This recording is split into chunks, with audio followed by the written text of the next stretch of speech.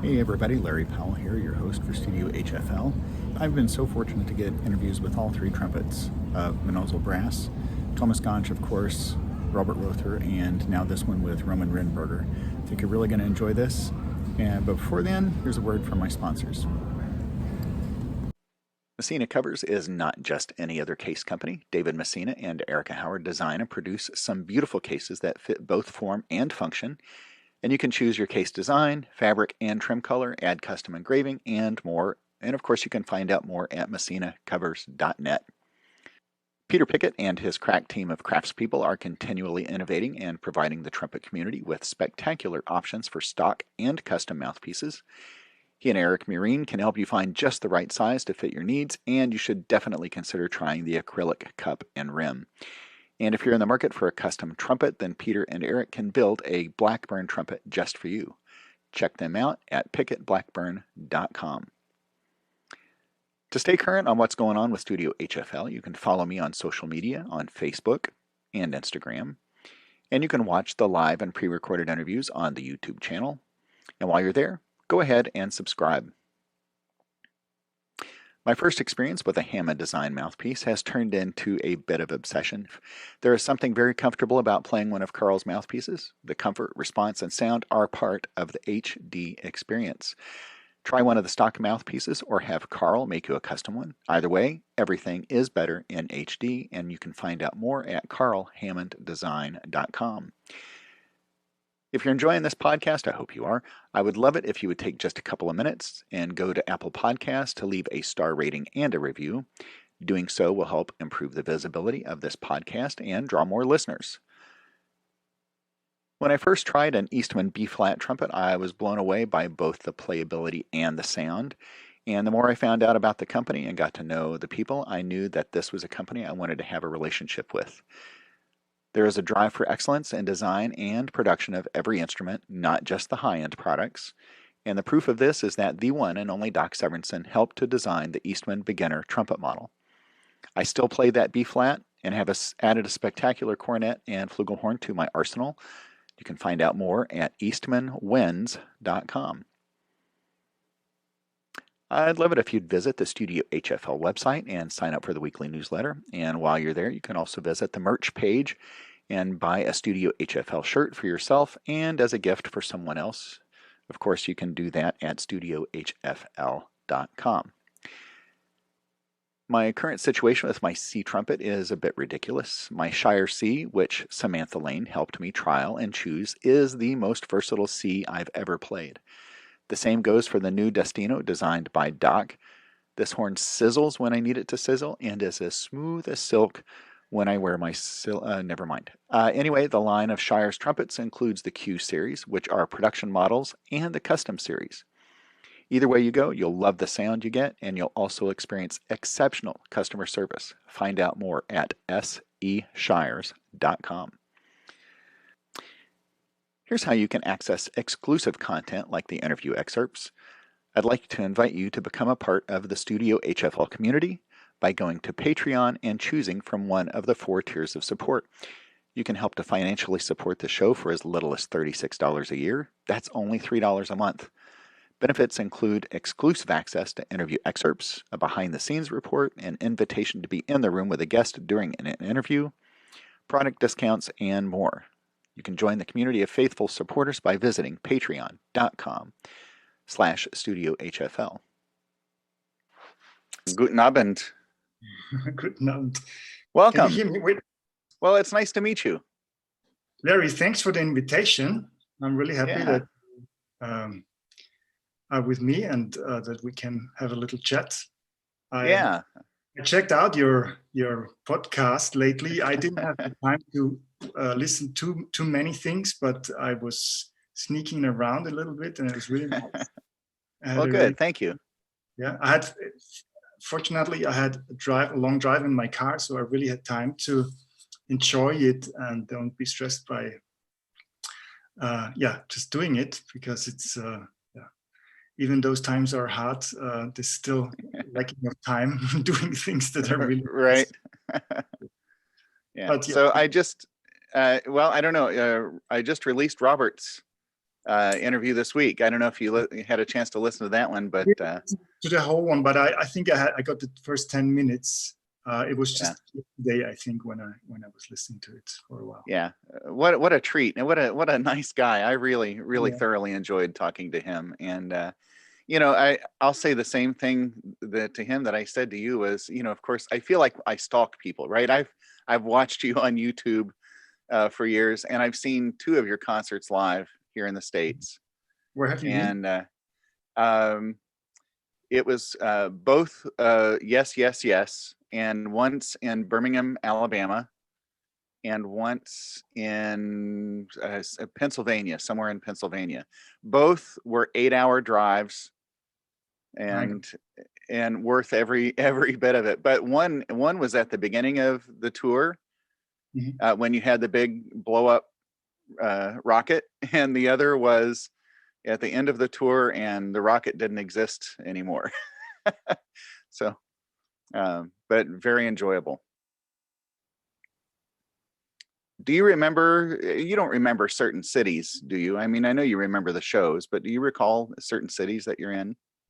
Well, sure. There is always some highlights, you know, either you meet somebody that you didn't see for a long time, or you just have a little bit more time on tour. You know, it's not so easy to get to see things like if you're in a nice city. So every now and then you keep it where you have been. But honestly, the shows you just mentioned, I really don't remember. I don't remember there, but I have no idea when it was exactly and where it was exactly. Sure. Well, I wouldn't expect you to remember when and where exactly, but well, how are you these days? What are you doing right at the moment to stay busy? Are you teaching? Are you performing yet again? Well, yeah, we started performing lately. We had a few shows. Many shows have been postponed or canceled. And also till Christmas, we have some plans, but we still don't know if the plans will work out. So we are hoping the best. You just can't tell in the moment where it's going to lead us. And well, I'm teaching again. University started already, and I started teaching 2 weeks ago. And I didn't see my students for a long while, because while the COVID lockdown, we had online teaching, and then I saw them about like 2, 3, 4 weeks before the summer break, and now there was a long break too, and now we started working again, and it's fine. It's nice to teach a little bit again, and yeah, in touch with those guys. How long have you been teaching?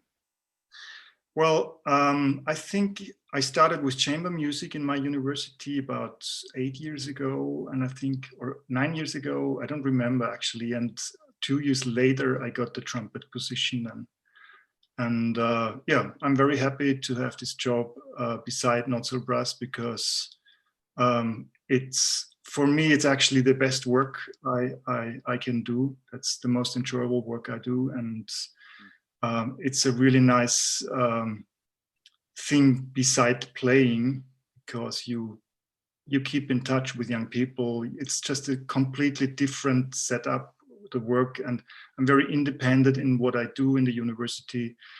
That's not the case in the band. You know, we have to always figure out things together, and it's always a group work. So that's why I really like my university job, and yeah, I have very good students, and it's really fun to work with them. Did you ever imagine yourself teaching at university? Well, to be honest, when I stopped in the orchestra about 16 years ago or 17 years ago, I don't remember, my plan was that 10 years later, I want to have a professorship in a university. But that was just a plan, and it exactly happened like this. I couldn't believe it, but it was like this. It was like that, and yeah, I'm very happy about that, because yeah, it gives a little bit more security besides the playing, and yeah, I just love that work. It's just great.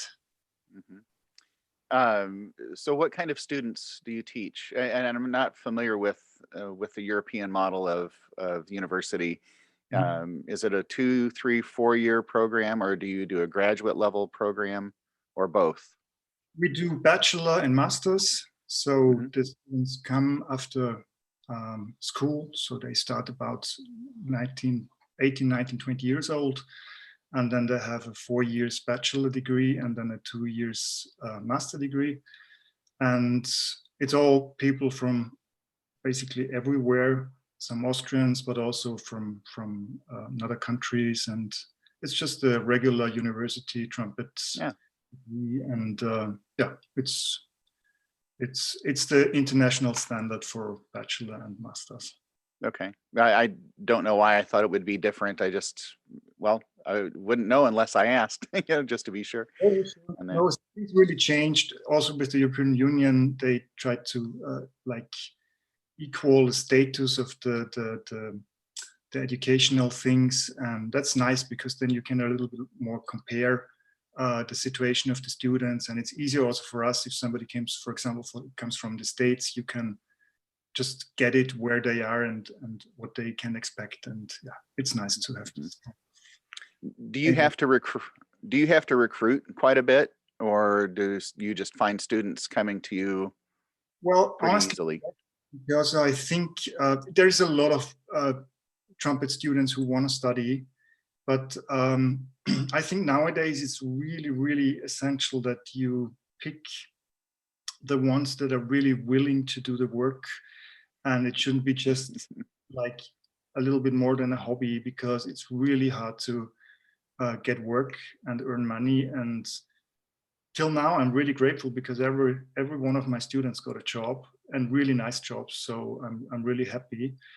As I'm not teaching that long, it's maybe not that hard to say that, but I think it's very essential that the students really understand what they have to do while they study, because it's a long time to study, and it would be a loss of time if they wouldn't understand that those years are really, really essential, and the work is really important that they have to do.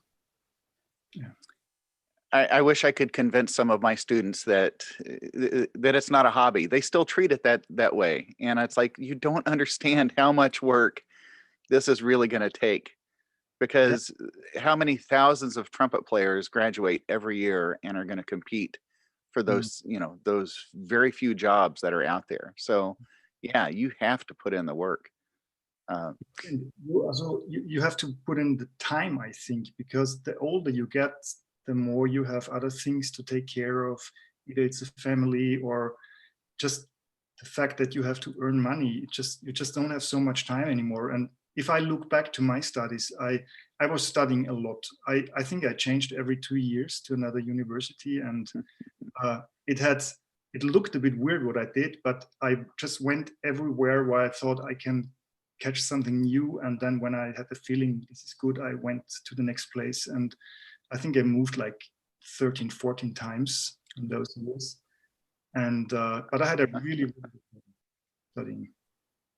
So were you switching mainly because of the person you wanted to study with, or was it a particular university you wanted to experience? No, it was always the person, because either it was the teacher, the person, or it was the institution. I got some scholarships. I got a scholarship in Zurich Opera House, and I got a scholarship in Berlin Phil. And so that always kept me away from finishing my studies, actually. And I think I was 32 when I finished my studies. I had a job in the orchestra already.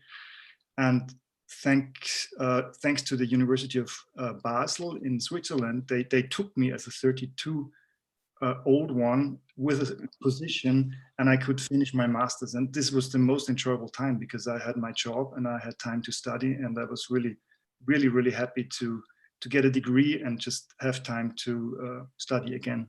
It's really nice. Mm-hmm. Was it the orchestral focus the whole time, or were you also studying as a soloist through that? Basically, I did a lot of orchestral stuff, because when I don't know how to express it in English. I was very late in everything. I had a lot of crises when I was young, a trumpet player, and I lost a lot of time. And when I got my first position in a youth orchestra, we have those huge youth orchestras in Europe where you play really the major halls for a 1 or 2 months tour, and you play really nice projects with really big names as conductors. And when I got my first position there, I think the first thing I played was Fifth Mahler, all over Europe, from Moscow to Berlin. And when I did that, it was so clear to me that I want to do this. This is my wish to work as a solo trumpet player. And so I really put all the time in there to get a nice position. But when I had my positions, I actually did a lot of solo stuff too, especially when I started in Switzerland. So this was really nice then. You said you came to it late, and I understand that completely. I mean, that translates to English very well. And, you know, a lot of people start school. I started university, but then dropped out and went into the service and then finished. And, you know, so I consider myself coming late to things as well. But were there, I mean, you don't have to, I don't want to get too personal, but I mean, what were some of maybe those circumstances that caused you to get behind a little bit? Well, the trumpet and my playing and my practicing. Oh. You have to understand, I had my first teacher was my father, and he was my teacher for 10 years. So I started with 6 or 7, and then I had only him as a teacher, and he was doing really good. But you know, I don't know how old your children are, but if you have this thing in the family, it's not easy. It's not easy for the father. It's not easy for the son. And actually, my first teacher I had outside of my family was when I started studying with 17 years beside school. And I just wasn't prepared for that. I didn't actually know how to practice. I wasn't aware of what classical music actually means and what you have to do for it. I was in a completely different world actually with my trumpet. So I got really bad crisis, and I just couldn't play anymore. I changed my embouchure. You know, it's the story that basically everybody can tell. And I really couldn't play for 1 year. I couldn't, the highest tone I did was a G1 for 1 year. And it was a really bad time because I was actually not a bad trumpet player before, so many people knew me, and I got into the university quite early. And so you have kind of a reputation, but as you can't play, you have to hide yourself. So it was terrible. And well, a friend of mine once, when I asked him for some lessons, he just told me into the face, "Man, what are you doing? You can't play the trumpet. You have to change something. You have to go somewhere else. Otherwise, this is like, it's going to be a never-ending story." And yeah, then I went to Germany, and I started with Malte Burger. He's a very famous German trumpet player who knows awfully lot about techniques and stuff. And I was studying there for 3 years, and he actually pulled me out of that thing. And after 3 years, I could play again. And then I went back to Salzburg where I actually studied. And then I went to Hans Gansch for 2 years, and then I went to actually to Zurich for the scholarship already, and then to Berlin for the scholarship. So then everything went pretty fast. But those first years of my studies have been really awfully bad and tiring. Especially the time in Germany was really hard because Malte is a very tough teacher. He really knows his stuff. But I never did service. I never had to serve. And I always say this was my military because it was really, but it was good. If he wouldn't have been there, I wouldn't play the trumpet anymore. It was really tough. But don't you think that experience now makes you a better teacher? Because if you have a student that comes to you that's experiencing something like this, now you can relate to them, yes? I think I can basically understand every problem that you can have on the trumpet because I think I had it, all of them. And that's very helpful on the one hand. On the other hand, what I sometimes maybe miss in my teaching is that I just let things go. And I always try to put it onto the technical path and try to help people really to understand what they do wrong. And I also know, but that sometimes just playing and just letting loose also helps. But well, yeah, it's maybe everybody does it different. I have a very technical approach, and it helped a lot of people already, but I think you can always do better. No question. Yeah. So let's go back to you going through university. What kind of things were you focusing on? Was it more of a lyrical flow study, Chickowitz approach? And I don't know if Chickowitz is big overseas, but Absolutely. I was happy enough to study with another teacher who studied with Chickowitz in Chicago, and I learned a lot of this air stuff, and it was a very natural way of playing. When I started with Malte Urba, it was very technical. Then I changed to Hans Ganst, it was very, very musical. Then I changed to Klaus Schuwerk. He was a student of Chickowitz. That was also very intuitive and with a lot of air playing and stuff. And so basically I got from all the extremes, I got something from the very technical side to the very lyrical and musical side. So I was happy enough to really get very strong polarities in trumpet playing and technique and stuff. And so now with your students, how do you construct their studies? Is it a balance between the technical, or I guess depends on the student? Yes, I mean, you're going to approach one differently. Some of the guys come and just can play. This is actually very nice then, because we can really focus on the music. Some struggle a little bit sometimes. It always depends. I had some guys like Matthias Kernstock or Selina Ott, they just came and they had a very solid base of trumpet playing already, even though they have been very young. Some others just needed to get some advice how they can improve their playing. I personally think that it's really hard to talk about music on the trumpet as long as you just can play the instrument in a really good way, because it's, I always compare it with string players or just woodwinds or stuff where they also have their problems in playing, no question. It's also really hard to play those instruments, but I think sometimes they may be a little bit closer to achieve musical things earlier in their playing. And that's why I really take care of my students, that they have the ability to express themselves on the instrument, because I think this is the base of everything. Otherwise, it's just playing something and you think that you do music, but actually you don't. And I think the standards are very high nowadays. It doesn't matter if you make it into the orchestra or in music school or just whatever else you do with the trumpet. I think the skills must be really good nowadays to be able to get some money out of it. There are more younger, better players now than when I was growing up. I look at these people coming into college, university now, and I'm thinking they're scary good. I'm thinking I wish I had been that good at that age.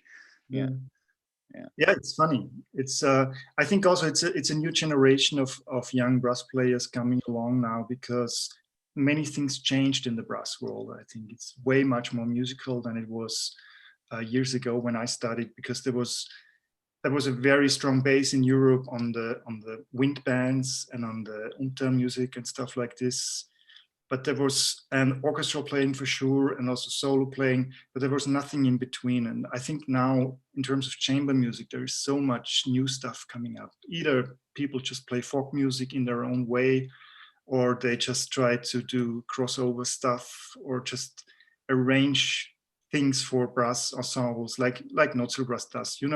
There's so much more life in brass playing music now, and it's just great. I really like that. As you were saying that, Gunhild Carling popped into my head. Do you know who I'm talking about? I just love her energy, but it seems like she can play any instrument.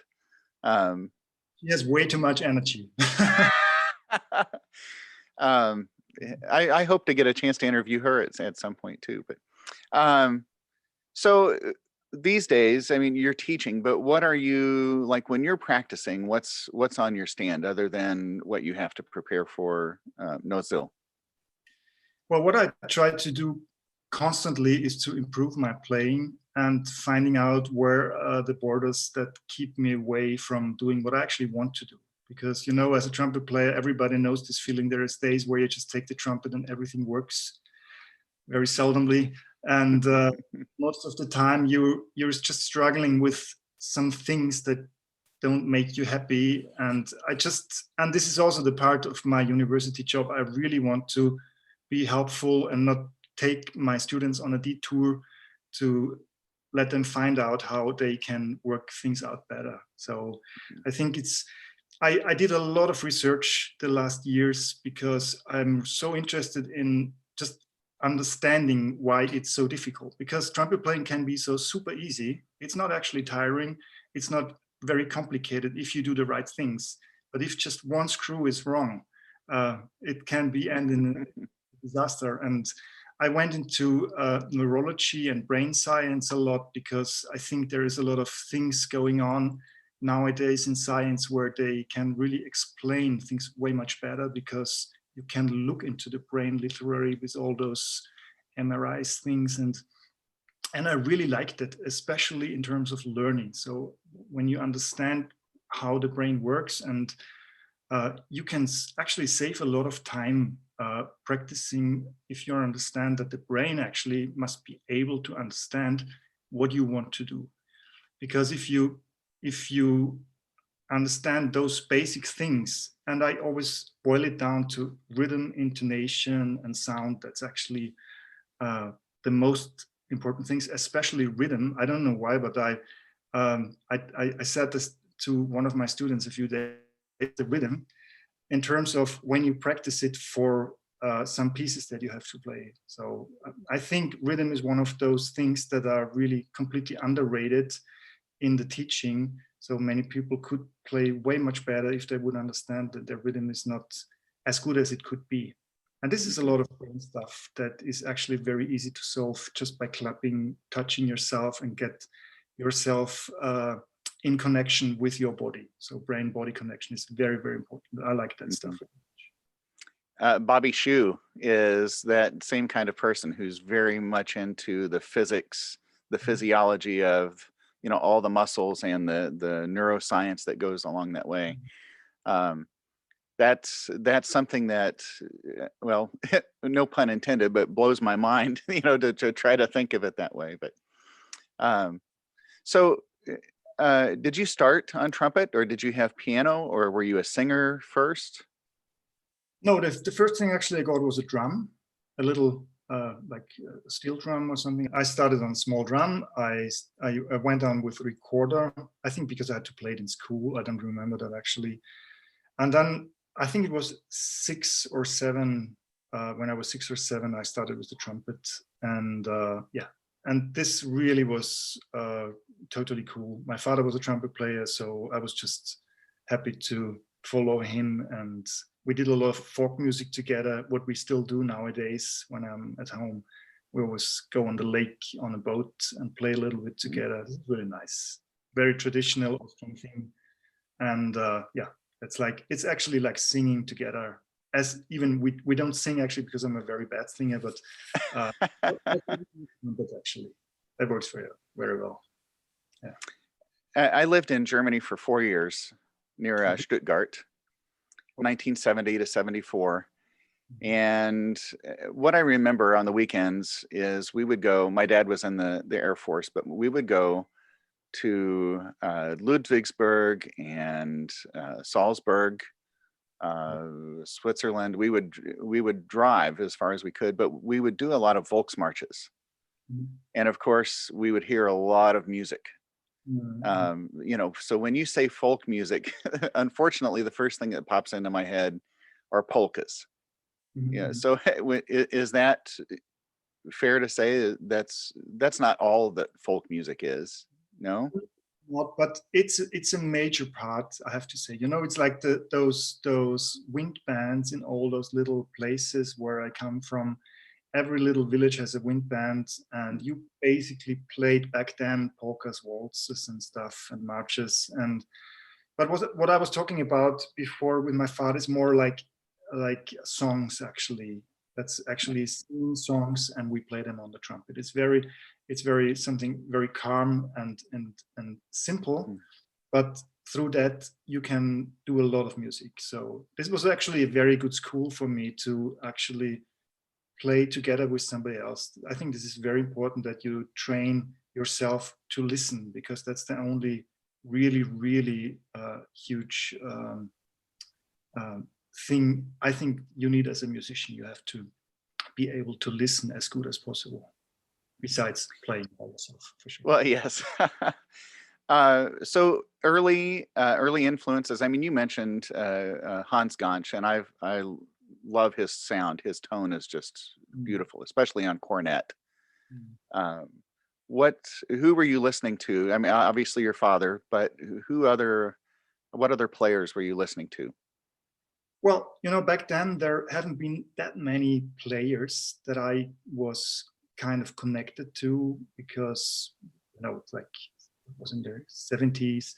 Maurice Andre was a very huge idol for me. I was actually discovering Canadian brass pretty early. I like those guys very much, but I was a very young boy when I heard them the first time, and I think I didn't listen to them for probably 30 years. I don't know, and unfortunately, I never meet them when we're on the road. I think once we had the same spot in Finland somewhere, but we didn't have the chance to talk. So, yeah. Who else can I say? I wasn't so much in classical music back then. Walter Scholz was somebody, maybe you don't know him. He was a legend, but he just played this, trumpet geek stuff. He was actually the principal trumpet of a radio symphony orchestra in Germany, but I think he sold more. How do you say, LPs? How do you call it? Yes, albums, LPs. Yes. And Maurice Andre. So he was super popular. This is really crazy, and yeah, stuff like this I was listening to. So it was like Carnival of Venice stuff, up and down, stuff like that. Yeah. But later on, I got to discover all the other guys. Actually, when I started in Germany, it really started that I get influence from everywhere, because Austria is, it's small and tiny, and people don't look so much over there. How do you say that in English? It's overlooked. I mean, yeah. Like it's a little bit like this. Things really change. Yes. Nowadays everybody knows everybody. But back then it wasn't so easy. So there was not so much influence from outside. Yeah. So how many years did you say you had performed in orchestra? Altogether, as a professional, it was like 5-6 years, and before in some students and scholarships. And after that, I was asked to switch to Mnozil, and that's what I did. I quit my job and went to Vienna and started with the band.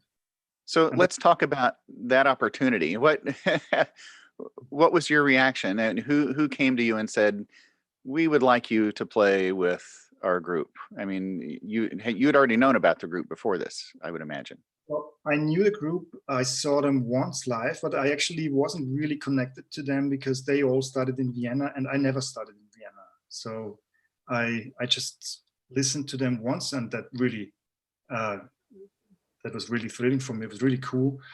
But I know that Gerhard, one of our trombone players, he played a lot together with me when we've been young boys in quintets and stuff like this. He actually mentioned that they could ask me when they were looking for a new trumpet player. And then Thomas called me on the phone. I was in Germany in the orchestra back then, and he asked me if I could imagine to quit the job and just move to Vienna and play with them. And it was just the right moment, because I thought of changing my orchestra and getting another job somewhere else. And yeah, I just did it. I tried it, and after a few weeks, I felt that this is maybe the right thing, and I just quit my job. I was on a little vacation in the meantime, and since then I'm doing this. And it was a good decision. It's a completely different life from being like employed in an orchestra. and being just self-employed with a group like Mnozil Brass. It's a completely different lifestyle, and I have to say it's pretty nice. Well, it seems like you enjoy being there. What was that like, playing that first show with them? How much time did you have to prepare? Well, not so much. We had the thing was that the guy that played before me in Mnozil Brass, I tried to meet him like twice, asking him what he played and what would be my part, and he just didn't remember. And I found that a bit weird back then when he told me that he doesn't know what he played, because I thought, man, you did that for a few years. How can you forget about it? But now I really understand what he was talking about, because as you play a show so often in a row, like we do, sometimes we play a show 100 times, 150 times, and there is no music. It's so strong in terms of autopilot, you really can't tell. It's really weird. You know how the whole group plays and what everybody's playing, and you just put yourself in there. But if you have to play your part alone, it just doesn't work. So sometimes it's really weird when we have a break of 2 months or something, and I start to play my stuff again. It's like sometimes I really just don't know where I have to get into the music. And sometimes I need the first tone, and then I know how to start. But well, my first show was a bit tricky, because on the day when the first show was, I think there was still 3 pieces I didn't know what to do or what to play, and we just went on stage. The others told me to just go on stage with them and do as if I know what I have to do. And this was my first show. And when I think after like 3 or 4 weeks, we recorded the 7 DVD, and I already really know, I knew what I have to do, but it was still a little bit tricky, because it was every now and then things changed a little bit. And back then we didn't play so much from music scores. So nowadays we actually play way much more from sheet music, what we learn by heart, but there is something you can rely on and look back and find out what you have to play if you don't remember anymore. So was this an easy transition for you, for your personality, because this is at times some pretty crazy things that you guys do on stage. Were you ready to go right into that, or were you a little bit like, I'm not sure I can do this? Well, honestly, I really enjoyed myself, because it was so different to everything else I did before. It was just very refreshing. We had some discussions about how we promote the band and how we do things, and I wasn't always 100% with the others in terms of how we do this, and I took over a few things, like also producing the DVDs and the CDs and stuff. That's what all I did in the last years. Then also doing all those layouts of the CDs and DVDs. I really love to do this artwork stuff. And but basically I just loved it. Going on stage, having no music in terms of sheet music, that kind of distracts you more than it helps you sometimes. And I really can recommend that to everybody to try it out and just play by heart. I know that learning music is a bit tough in the beginning, but that's another brain thing. If the brain is not prepared for doing this, it's just slow. And if you do this for 3-4 days and just don't stop forcing your brain to just keep it, what you play, it suddenly starts to keep it. And the more you do it, the faster it gets. And sometimes, it's getting really quick then. And it's such a relief to be on stage and just move. And the movement is so nice in terms of if you don't feel well, you just move, because then you don't freeze. That's what happens a lot if they have anxious, if they're anxious or in fear. And that's another thing I was doing a lot of research also for myself, because I'm not the most confident person on the planet. So I had to learn a lot about myself, how I can get along with this job, because it's not easy. You stand on the stage basically every day when we're on tour, and it's at least 1,000 people in the audience. And if you don't feel well, if you don't feel confident, you still have to play and at least act as if you feel confident. And that's not always easy, but it's a part of the game. You say that, and I remember the show at the beginning of the Yes, Yes, Yes tour in Alabama. You must have had a cold. I could tell you weren't feeling well, but you couldn't tell. I mean, the playing was still spectacular. And, you know, I mean, of course, that's what you do, right? That you have to step up and you have to deliver. But it's funny that, you know, you remember certain things like that.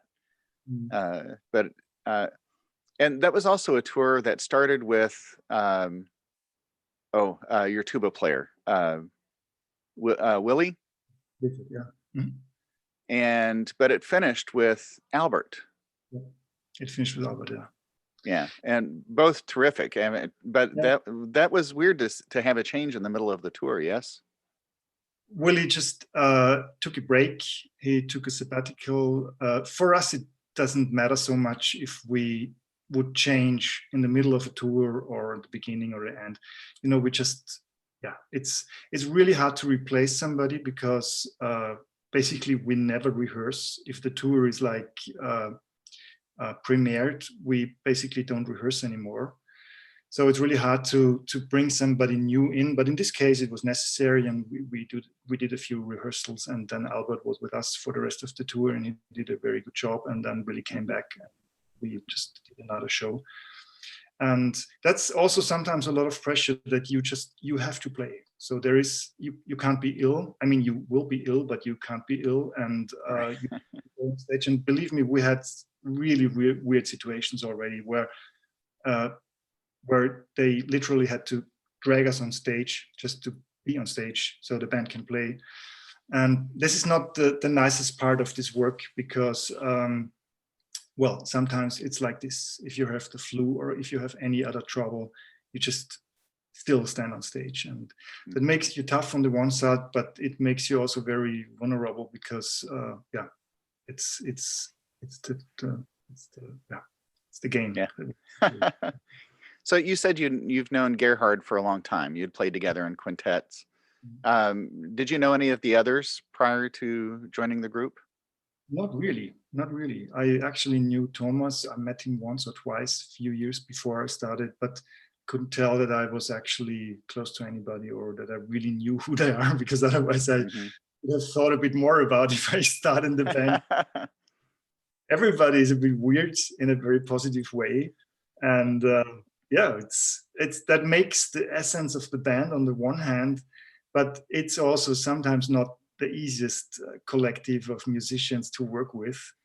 But I think that's the part of the magic of the band, because you couldn't construct something like this. So it's like nobody is the same in this band. Everybody's really, really different, and all those things that turn out of these differences are making the magic of the band. Well, and I've been on the road a tiny bit. I understand, you know, the dynamics outside of the performances. You know, it's tough being with people. I mean, that's shouldn't be a secret to anybody. But I think all those different personalities, 7 different people on stage. Yeah, it's absolutely. I think that's what makes that work. You're right. It's, you know, I asked Robert, is the personality on stage who you are off stage? And, you know, I kind of wonder, is that the same with everybody? You know, is there, I mean, Thomas is Thomas. Yes. I mean, he's outgoing, I think, all the time. But Zoltan and the others are there. Is that their personality off stage as well? Well, it's hard to say. Sometimes I think it's the part that you just can't show in public in your normal life. That could be one thing. But on the other hand, you have to just understand that this is a show and it's show business, and you go on stage and you act the way you need to act in a way as a trumpet player. You have to, kind of push things a little bit. And it's a game, actually. So I understand that people think sometimes that we are how we act on stage, but we are not at all. So we're sometimes really different in a way, but who cares? That's the business, and I actually don't care so much what people think about me.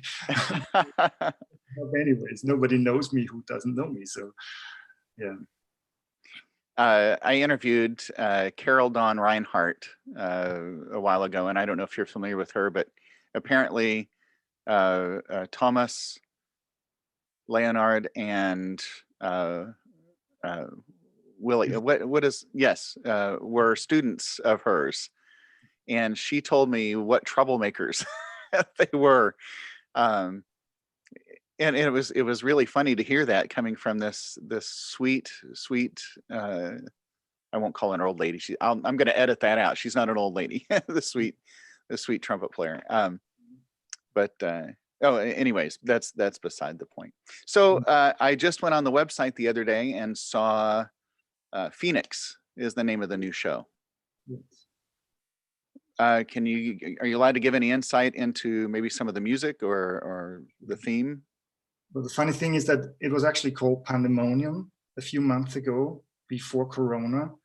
And it was a very weird show with a lot of weird stuff going on. And then Corona hit us right when we started to go on stage with it.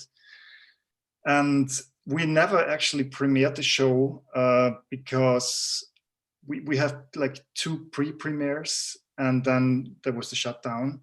And then we didn't see each other for many weeks. And after that time, it was clear that this show is actually kind of dead because we didn't play it.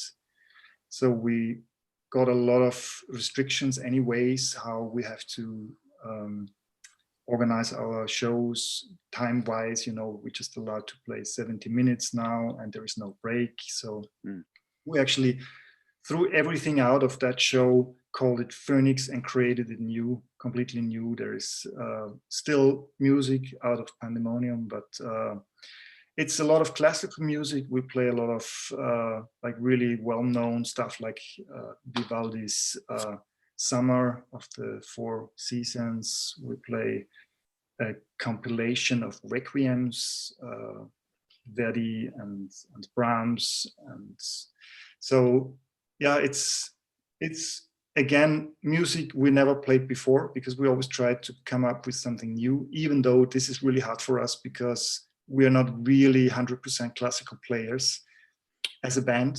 Some persons are, but not the whole band, and it's always like something that forces us into learning something new and really get to do things that we never done before. And I think we're going to manage that too. Maybe takes a while, and I hope that we play the show a lot to get into that kind of mode and shape that we can do it very well. But it's going to be okay. It's going to be a good show. One of my favorite pieces off of the Yes, Yes, Yes tour was the Shostakovich String Quartet. It had to be difficult. I mean, it's got to be hard enough to play on strings, but it was so exciting, and just to hear the way you guys played that was that made that well, I won't say I can't say I had so many favorite parts of that. The Khachaturian was also the really long Spartacus. Yeah, just beautiful. But what was it like to put that piece together, the Shostakovich? Well, that was Gerhard's input. He's always looking for some new music, and I think Shostakovich, we played some Shostakovich pieces already in the last years, and it just fits so good for our band, because I think Shostakovich has so much emotion and so much power that you can express, I think, sometimes better with brass instrument than with strings, even though I like the string versions very much. But I think if you play it the right way, that I think Shostakovich would have liked it. It's perfectly done. So it's difficult, kind of, but on the other hand, it's like written for brass players, and I think it fits perfect. I love it.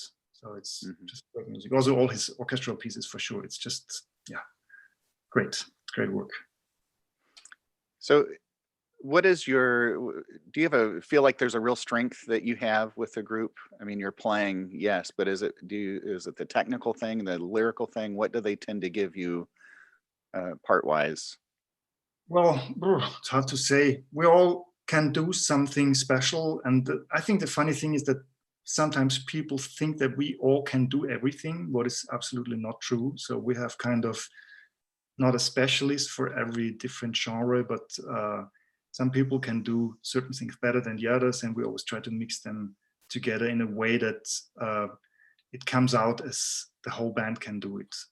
And I think I don't know, I think I can play lyrical stuff very nicely, and sometimes also technical stuff, like, you know, this like Green Hornet stuff. Well, it always depends. I couldn't say. I mean, I'm not the lead trumpet player, but yeah, I don't need to be, because Robert and Thomas can do that very well. So I try to take care of other things that they don't like.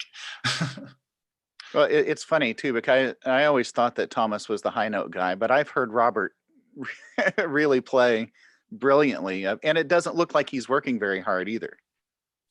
He's an animal, really. So he's very, very strong high note player, and it's just not, he's not jumping on stage like show off and tell everybody that this was from him now. So yeah, but yeah, altogether it's just a nice mixture that we have completely different instruments, we have completely different sounds, we have also completely different approach to music. But the funny thing is, if we play together, it's like, yeah, it just works. It's, if you do that for so many years, but it was like this from the first second on. We didn't have to, the trumpets never had major discussions about things. Maybe the trombones did, but the trumpets didn't. Well, you know, but I like too that Thomas has his Ganch horn, Robert plays the rotary, and you play, well, I've seen you play a bunch of different ones, but you're mostly on the piston. But yeah, it all works beautifully together. And the trombones, I think they all play something different. I think it's all from Chagall, it's all Chagall instruments, but they have been so nice and asked us to create an own model for everybody, so everybody could choose the things that they wanted to play with. So yeah, that's nice. But altogether, it's kind of a sound out of the same brass manufacturer, and that's why it works so good. So do you have a Rindberger model? Yeah, I do. Oh, I'm going to have to go to the website and check that out. Oh, very nice. You know, it's, for me, it's, I like it. I play it. Really like to play it. It's a very stable horn. You can play very loud on it. It's yeah, you can check it out. It's called Roman Empire, and yeah, you can buy it if you want to. I think it's a very nice horn. It covers a lot of things. You can play classically, very nice. You can also play like all the other stuff, commercial stuff. It's no problem. It's just a very universal horn, because that's what we actually have to play with Mnozil. We play everything from classic to somewhere else, so it just works good. Roman, this has been a lot of fun. I'm glad we finally were able to find a time and make this work. So I've had a good time, and it's nice to be able to sit and talk and find out, you know, so much more about you. And of course, people know the group, but I've wanted to know more about you, and so thank you for sharing all of that. Absolutely, thanks for having me. Yeah. And yeah, it's a pity that we didn't make it to the States, because in March we had to stay at home instead of going to California. That would have been a really nice tour. I don't know, I think the next one is postponed already, so it's gonna be like March 22 when we come to the States again. So I hope that everything will work out till then, and we can play again in your countries. Well, it'll be nice. I don't know that anybody's going to let an American overseas anytime soon, so it'll have to be you visiting here. So, well, thank you very much for joining me. All right. Well, again, thank you very much. And please. For my English, sometimes I'm not talking so much English in the moment. So, but I hope you could understand what I wanted to say. Every word. It was perfect. Yes. So, danke schön. Gerne. Tschüss. Have a good time and hope to see you in person soon. Yes. Thank you. All right. Bye-bye. Bye-bye. Ciao, ciao.